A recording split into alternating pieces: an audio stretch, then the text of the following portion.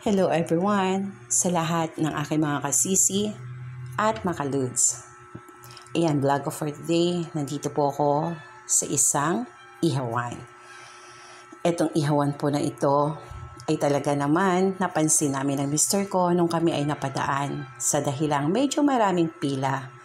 And tinry nga namin ang kanilang iba't ibang mga barbecue. And talaga namang panalo po sa lasa. Kaya ito, bumalik po kami muli upang magpaihaw. Napakadami po nilang mga barbecue dito.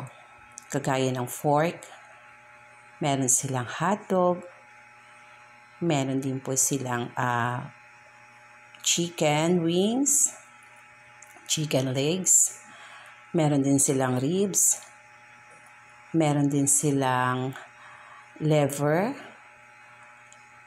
at kung ano-ano pa po. Hindi ko lang po talaga alam yung mga iba pang tawag sa iba pa nilang mga barbecue. Napakasarap po. And ang kinagandahan nito, good for 2 person, yung isang stick ng kanilang inihaw. Napakasarap pang ulam at pangpulutan na rin, syempre. So, kung gusto nyo po matikman yung lasa ng kanilang mga barbecue, halina po kayo, pumunta na kayo rito sa Manalili Street. Dito lang po yan sa amin, sa Taguig. At hindi lang po dyan, meron din po silang mga lutong ulam. Ayan, napakarami ng kanilang lutong ulam. Meron silang hipon, bangos, tilapia at kung ano-ano pa.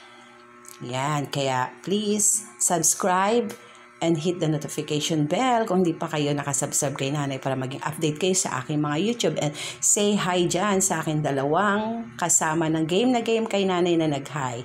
And ayan na nga po, nagpaihaw na ako dyan, nagmadali na ako kasi bumuhos yung ulan. So, bye and God bless everyone.